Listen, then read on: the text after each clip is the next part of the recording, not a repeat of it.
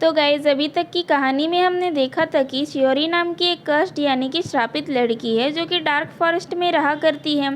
Sorry का एक जुड़वा भाई भी है जो कि इस एम्पायर का क्राउन प्रिंस है। उन दोनों को हेलन नाम की एक अंतर्यामी लेडी ने कर्ज दिया था कि 17 साल के होते ही उनकी मौत हो जाएगी और अगर गलती से ये दोनों जिंदा बच भी गए तो ये दोनों जिन्हें प्यार करेंगे उनकी मौत हो जाएगी और जो लोग इन दोनों यानी कि श्योरी और क्राउन प्रिंस को प्यार करेंगे उन दोनों की भी मौत हो जाएगी। आगे की कहानी में हमारी मुलाकात होती है इस स्टोरी के मेन लीड जून से, जो कि अपने स्टेप ब्रदर के साथ हॉर्स रेस कर रहा होता है। उसके स्टेप ब्रदर का नाम होता है डॉबी। वहाँ मौजूद सभी लोगों को पता होता है कि इस रेस को तो जून ही जीतेगा, इसीलिए वहाँ मौजूद सारे लोगों ने अपना सारा पैसा जून के ऊपर ही लगाया था। वहाँ पर एक बंदा ऐसा भी मौजूद होता है जो कि डॉबी के ऊपर पैसा लगाता है। ऐसा लग रहा होता है कि जून बस रेस को जीतने ही वाला है, बट रेस खत्म होने के जस्ट पहले ही दो बंदे जून की आंखों में रेत डाल देते हैं और जून रेस को हार जाता है। रेस जीतने के बाद डॉबी उससे कहता है कि रेस कौन जीतेगा ये तो पहले से ही डिसाइडेड था, बट डॉबी को कहाँ पता था कि वह भले ही रेस को चालाकी से जीत गया है लेकिन असली रेस तो जून जीता है, क्योंकि वहाँ मौजूद जो बंदा डॉबी के ऊपर पैसे लगा रहा होता है वह कोई और नहीं बल्कि जून का ही फ्रेंड होता है। उसके फ्रेंड का नाम होता है सेठी, यानी कि ये जून और सेठी की मिलीजुली साजिश थी रेस से पैसे कमाने की। फालतू ही डॉबी ने इतनी चालाकी करी थी इस रेस को जीतने की। सबसे मज़े की बात तो यह होती है कि जब वो पार्टी के दौरान अपने बंदों से पूछता है कि इस रेस से उनकी कितनी कमाई हुई, तो सारे लोग उसे आंसर करते हैं कि हमने तो अपना सारा पैसा जून के ऊपर लगाया था और जून तो रेस हार चुका है। अब जाके डॉबी को समझ आता है कि उसे फूल बनाया गया है, इसलिए वह जून को सबक सिखाने की ठान लेता है। नेक्स्ट सीन में हमें पता चलता है कि जून की मॉम एक सर्वेंट होती है जो कि डॉबी की फैमिली के लिए काम करती हैं और जून इसी फैमिली का बास्टर्ड चाइल्ड होता है और डॉबी लीगल चाइल्ड होता है, इसीलिए जून की मॉम को अक्सर ही ताने सुनने पड़ते थे। डॉबी की मॉम एक निर्दयी और अत्याचारी लेडी होती है, उन्हें बस अपनी फैमिली की रेपुटेशन की ही फिक्र होती है, इसलिए वो जून की मॉम को कहती है कि अपने बेटे को थोड़ा लगाम दो, मैंने सुना है कि वो पैसों के लिए बहुत ही नीचे गिर गया है। आगे जून और सेठी के पीछे रॉयल गार्ड्स पड़े होते हैं क्योंकि उन्होंने गर्ल्स का गेटअप बना के किंगडम की औरतों को ब्यूटी प्रोडक्ट बेचने के नाम पे उनके साथ स्कैम किया होता है। इसी भाग दौड़ के दौरान जून को एक मिरर का टुकड़ा मिलता है एंड गैस वॉट, ये उसी मिरर का टुकड़ा होता है जिसे कि 17 साल पहले हैंसॉक के बंदों ने उस ब्लैक स्मोक को कैप्चर करने के लिए यूज़ किया होता है, यानी कि यह एक मैजिकल मिरर होता है। जून इस मिरर को ये सोच के अपने पास रख लेता है कि शायद इसे बेचकर उसे कुछ पैसे मिल जाएंगे। प्रिंस अब काफ़ी बड़ा हो चुका था, अभी कुछ दिन बाद ही उसका बर्थडे आने वाला था, तब वह ऑफिशियली 17 साल का हो जाएगा। प्रिंस अपनी माँ एंड ग्रैंड क्वीन को बताता है कि उसे अक्सर किसी अनजान लड़की के सपने आते हैं। क्वीन शिमवाज लाइक लगता है कि प्रिंस की शादी की उम्र हो गई है तभी उसे सपने आ रहे हैं। प्रिंस बेचारा शर्मा जाता है। उधर जब प्रिंस के सपनों के बारे में होंगजू को पता चलता है तो उसके तो पसीने ही छूट जाते हैं। नेक्स्ट सीन में जून और सेठी हमेशा की तरह मार्केट में मटर गश्ती कर रहे होते हैं, तभी वहाँ से कुछ हॉर्स गुजरते हैं जिनके ऊपर डेड बॉडीज़ रखी होती हैं। सभी लोगों का कहना था कि ये डेड बॉडीज़ उसी डार्क फॉरेस्ट से मिली हैं। एक्चुअली अभी फ़िलहाल यहाँ पर कुछ अफवाह फैली हुई थी कि उस डार्क फॉरेस्ट में जो भी जाता है वो वापस नहीं आ पाता है।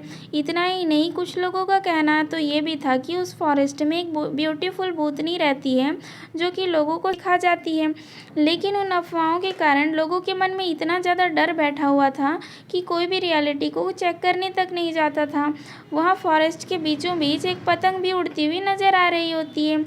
तभी वहाँ पर जून का स्टेप ब्रदर डॉबी आ जाता है और उस पतंग को देखकर उसके खुरापाती माइंड में एक खतरनाक आइडिया आता है। वह जून से कहता है कि मुझे वो पतंग चाहिए, तुम उसे ला कर दो, बट जून उसे इग्नोर करके वहाँ से जा रहा होता है। तो डॉबी उससे कहता है कि अगर तुम मुझे उस पतंग को ला कर दोगे तो इसके बदले मैं तुम्हें 500 सिक्के दूंगा। यह सुनते ही जून के कदम रुक जाते हैं और वह पीछे मुड़कर डॉबी से कहता है कि तुम बस अपना वादा याद रखना, मैं उस पतंग को लेने जा रहा हूँ। जुन का फ्रेंड उसे डार्क फॉरेस्ट में जाने से रोकने की कोशिश करता है, बट जुन नहीं मानता तो उसका फ्रेंड भी उसके साथ ही चला जाता है। डार्क फॉरेस्ट में उन दोनों का सामना बहुत ही अलग अलग टाइप के क्रिएचर्स एंड सिचुएशंस से होती है, जिससे डरकर जुन का फ्रेंड उसे वापस जाने के लिए कहता है, बट जुन तो वापस जाने के लिए रेडी ही नहीं होता है। फिर उन दोनों का सामना एक शेर से होता है। जुन का फ्रेंड तो मौका देखते ही वहाँ से भाग जाता है। अब जुन को भी ऐसा लगता है कि आज तो उसका लास्ट डे है, अब वो नहीं बचने वाला। जैसे ही वो शेर जुन पर अटैक करता है तो जुन के पास रखा हुआ मैजिकल मिरर का टुकड़ा शाइन करता है, जिसे देखकर शेर डर के वहाँ से भाग जाता है। इसके बाद जुन जा पहुंचता है एक वीराने से ग्रासलैंड में। वहां वो देखता है कि एक झोपड़ी है और उस झोपड़ी के चारों तरफ टैलिस्मान्स को यूज़ करके उसे सील किया गया है। वहीं एक पेड़ दिखाई देता है जिस पर वो पतंग बंधी हुई थी, जिसे कि वह लेने आया था। जुन उस पतंग को लेने की कोशिश करता है, बट धागा टूट जाता है और वह पतंग आसमान में उड़ जाती है। अगले ही पल उस पर कोई तवे से अटैक करता है और वो बेहोश हो जाता है। जब उसकी आंखें खुलती है तो वो खुद को एक पेड़ से बंधा हुआ पाता है और उसके सामने एक लड़की खड़ी होती है जो कि बहुत ज़्यादा ब्यूटीफुल होती है। इसीलिए उसे वो सारी अफवाहें याद आती है और वह उसे भूतनी समझने की भूल कर बैठता है। बट अब हमें तो पता है ना कि ये लड़की कोई भूतनी उतनी नहीं है, बल्कि श्योरी है, जो कि एक कर्स्ड प्रिंसेस है। श्योरी जुन पे काफ़ी गुस्सा होती है क्योंकि उसने उसकी पतंग उड़ा दी थी। मुझे लगा था ये पतंग तो लावारिस है। श्योरी थोड़ी देर तक उसे चेक करती है और जब उसे लगता है कि उसे जुन से कोई खतरा नहीं है तो वह उसकी रस्सियाँ खोल देती है और उससे फल तोड़वाती है। जुन उससे पूछता है कि ये काम तो तुम खुद भी कर सकती हो, तो मुझसे फल क्यों तोड़वा रही हो। तो श्योरी उसे एक्सप्लेन करती है कि वो इस रेखा के बाहर नहीं जा सकती। जुन कंफ्यूज होता है, बट वो इस बात को इग्नोर कर देता है। आगे जुन श्योरी के लिए वैसे ही पतंग बनाने की कोशिश करता है, बट वह बना नहीं पाता है। इस दौरान इन दोनों के बीच काफ़ी सारी बातें भी होती हैं और जैसे ही श्योरी के डैड वहाँ पर आ जाते हैं, जुन छुपके से वहाँ से भाग लेता है। अब हमें समझ आता है कि श्योरी के डैड कोई और नहीं है बल्कि हैंस्योक है। ऑब्वियस है कि 17 साल पहले हैंस्योक को प्रिंसेस को मारने का काम दिया गया था, तो शायद किसी तरह उसने उसे बचा लिया था। एक्चुअली किंग ने श्योक की हेल्प की थी क्योंकि वो ब्लैक मैजिक वगैरह में बिलीव नहीं करता था और वो अपनी प्रिंसेस से बहुत ज़्यादा प्यार करता था। बट वह उस टाइम पे पावरलेस था क्योंकि सारे पावर्स तो ग्रैंड क्वीन के पास थे, इसलिए वह डायरेक्ट कुछ कर नहीं सकता था। इसलिए वह हैंडशेक से कहता है कि वह किसी भी तरह से प्रिंसेस को बचा ले और वो प्रिंसेस को कर्ज से मुक्ति दिलाए। तब से अभी तक हैंशॉक और उसके ट्रस्टवर्दी फॉलोअर्स इस कर्ज को ब्रेक करने के उपाय को ढूंढने में लगे हुए हैं।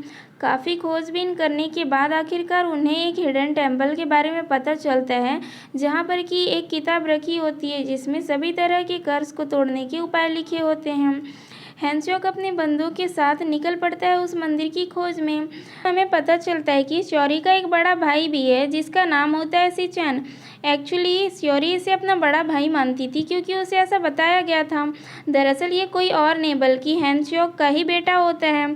श्योरी दिन रात अकेले रहा करती थी, इसलिए सिचन कभी कभी उसे एंटरटेन करने आ जाया करता था। जब भी श्योरी अपनी लाइफ से निराश होती थी, सिचन उसे हमेशा एक बात कहा करता था कि इस दुनिया में सभी का जन्म एक मकसद के लिए हुआ है, इसीलिए सभी को अपनी ज़िंदगी तब तक जीनी चाहिए जब तक कि उन्हें अपना मकसद मिल ना जाए। श्योरी तो उसे अपना बड़ा भाई मानती थी, बट सिचन के हार्ट में उसके लिए रोमांटिक फीलिंग्स होते हैं। हालांकि हैंशॉक ने सिचन को श्योरी के कर्ज के बारे में कई बार बताया था और कहा था कि चाहे कुछ भी हो जाए श्योरी से प्यार मत करना, लेकिन अब क्या ही कर सकते हैं, अब तो प्यार हो चुका है। नेक्स्ट डे किंगडम में फेस्टिवल मनाया जाने वाला था और उसके अगले ही दिन श्योरी और क्राउन प्रिंस 17 ईयर्स के होने वाले थे। सिचन श्योरी से कहता है कि अगर तुम्हारी कोई विश है तो तुम मुझे इस पेपर पर लिख कर दे दो, मैं तुम्हारी तरफ से स्काई लैंटर्न जलाकर तुम्हारी विश को गॉड्स तक पहुंचा दूंगा। श्योरी भी अपनी विश को एक पेपर पर लिखकर उसे दे देती है और कहती है कि इसे खोलकर मत देखना। उधर जुन अपने घर वापस लौट रहा होता है, तभी बीच रास्ते में उसे वो पतंग दिख जाती है। वह बड़ी ही मुश्किलों से उस पतंग को हासिल करता है। फिर तो वह सोचता है कि अब पतंग मिल चुकी है और अब वह चुपचाप घर वापस लौट जाए और अपनी प्राइज मनी कलेक्ट कर ले। बट फिर उसके दिमाग में श्योरी का ख्याल आता है क्योंकि उसे पता था कि श्योरी के लिए पतंग कितनी ज़्यादा इम्पोर्टेंट थी। अब काफ़ी सोच विचार करने के बाद वह इस नतीजे पर पहुंचता है कि अब वो इस पतंग को श्योरी को वापस कर देगा। रात हो गई थी और श्योरी भी दुबक कर अपनी झोपड़ी में सोई हुई थी, क्योंकि हर रात एक ब्लैक शैडो उसकी खोज में वहां आया करता था, जो कि उसकी झोपड़ी के इर्द गिर्द चक्कर लगाकर लौट जाता था। क्योंकि हैंसयोग ने जो तंत्र मंत्र करके तलिस्मान्स लगाए हुए थे, उसकी वजह से श्योरी सेफ थी। वो ब्लैक शैडो उस तंत्र मंत्र वाले घेरे को पार नहीं कर सकता था। तभी श्योरी को एक स्ट्रेंज आवाज़ सुनाई पड़ती है। वो बाहर आकर देखती है तो वहाँ पर जून वापस लौट आया होता है और साथ में ही वो उसकी पतंग भी लाया था। हालांकि वो पतंग उस पहले वाले हालत में नहीं थी, वो पूरी तरह से फट चुकी थी और जून भी काफ़ी घायल हो चुका था। श्योरी उसे बिठाकर उसके लिए दवा लगाती है और उसे कहती है कि अगर तुम इस पतंग को वापस लाने ही वाले थे तो इसे कम से कम ठीक ठाक हालत में वापस लाए होते। जून वाज लाइक, हाँ मैं ही बेवकूफ़ हूँ जो इस पतंग को तुम्हें देने वापस आ गया।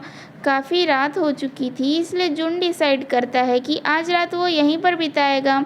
And if you like this story, please do subscribe my channel, like the video, share with your friends, and also hit the bell icon for further update.